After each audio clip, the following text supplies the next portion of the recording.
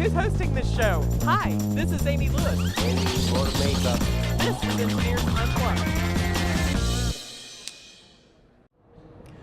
Welcome back to another episode of Engineers Unplugged. We've got John Troyer and Stu Miniman, and we're going to be talking about how to introduce new tech topics. No people do it better than these guys, so let's hear it. Stu, take us away.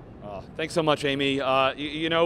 John, it's tough to, get new concepts out in the marketplace. Most people are kind of, busy with what they're focusing on, and, how do you get them to understand a new topic and figure out why it's relevant and everything?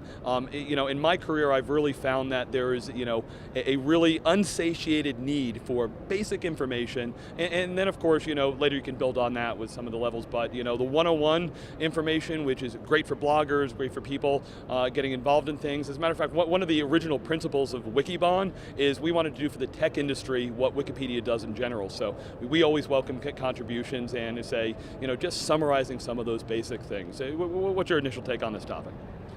I'd have to agree with you. I think you have to meet people where they are. I think one thing people forget, well, let's draw a picture. One thing that people forget, I think we're going to talk about past, today, and future. You've got something in mind, but I also think let's look at the customer adoption life cycle. If you're a company and you're trying to explain something new into the industry, you're out here, you're working 2 to 3 years ahead, those are your engineers, right? But the sales force is here, they're trying to sell something here. This is today, right? And the sales force. And then, but your customers are back here on the version that from 2 years ago. And then, is this where you were going? Yeah, exactly. But then actually their understanding is back here from 4 years ago or 8 years ago, the last time they actually had a product. And so, too much of our explaining is done out here. Yeah, John, in many ways it goes to kind of the crossing the chasm. So as you said, most customers, today are, somewhere back in the past. We're trying, all the product announcements are always, hey, hear about our new, X dot whatever, things there. And then when we do the vision, we're somewhere out here. I like what you're saying about right, it's the technologists sometimes we're always wanting to look out in the future, where are the salespeople and where are the customers, and introducing new tech targets, it's a really good idea. You need to know who your audience is. So, when I worked for a big company, in the tech industry, it was like, who is the enterprise CIO? That's who I want to write for. That's my audience, because even if they're not the CIO, the guys 2 or 3 levels below, that's who they look up to, and that's who they need to answer to when they've read the thing in the latest magazine or what's going on. Well, again, you got to know your audience. Sometimes there's top down, right? But if you write your CIO and you write an article for the CIO and you say, go ahead and do here's 300 words on why you should adopt cloud, right? That doesn't do anybody any good. Sometimes your audience has to be bottom up and say, look how cool it is. I think the important thing is you have to relate to what people know already. So if you're talking about early days of virtualization, you should have we talked a lot about you're building machines by hand. Why don't you build them in an automated way and consolidate, and you're saving on hardware. Now you wouldn't have the same conversation, but it took 5 or 10 years of education to get there. So, to get to Twitter, we had to have forums, and to have forums, we had to learn how to use bulletin boards. So you couldn't have gone straight to Twitter in 1990, even if the technology was there, because no one would have understood it. So, I mean, can you translate that to a technology term? Like, how would you explain some of the stuff going on today in terms of what people already understand? Yeah.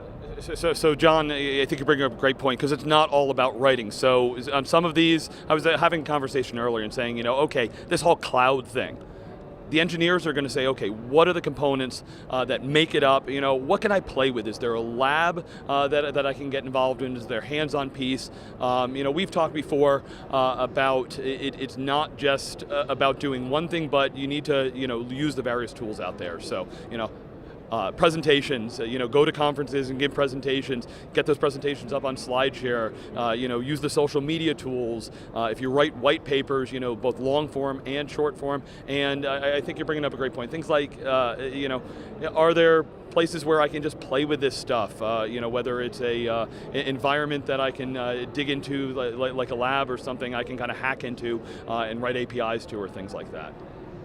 On the other hand, I think it's maybe in some ways it's simpler than that. Just do 101 stuff. If you just produce things that you think are so simple that it's kind of 101 baby stuff, that's actually the stuff people like. So over and over again, go back and think, well, what's the most basic way I can explain this?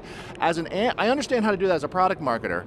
How do you do that? As an analyst, you're supposed to be giving us these big picture views of the whole thing. How do you do 101 as an analyst? Yeah. So first of all, I talk to a lot of people, and you refine your messaging over time.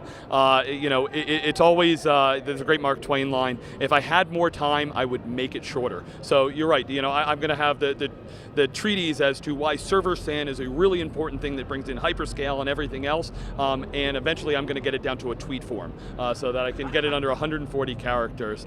Ideally, another thing I just say, writing a picture to me is worth 1,000 words because we just read and read and read. I mean, John, you do a lot of podcasts. I do a lot of video, and how do you turn these ideas into just something that's kind of out there into something more tangible? So, John, I mean, in that case, is you're a unicorn, or in my case, it's more Star Wars like a Wookiee. And come on, you're a Wookiee guy yourself. So, do we not have a unicorn in the making to make this a real Engineer Unplugged? Wait a second, are they taking over this show? Did I hear you're going to draw a Wookiee unicorn?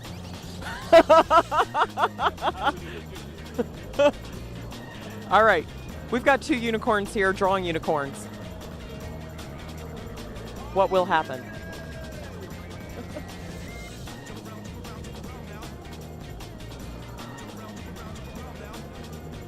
Folks, I think we have a ringer.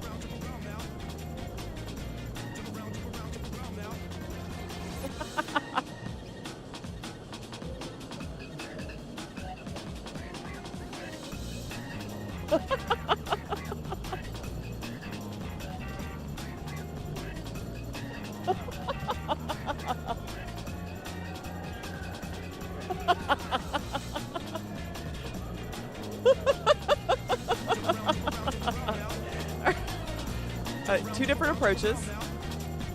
I think that's what we've learned. So when you're introducing new topics, you might have to go at it a couple different ways. So the world has never seen a Wookiee unicorn. So you might just add a horn to a Wookiee, or you might add the cross belt to a unicorn. So a lot of great lessons there. So John, Stu, big fan of both of you guys. So really appreciate you coming on the show, and thanks for all that knowledge. It was a great episode. So appreciate it. And we'll see you next time on Engineers Unplugged.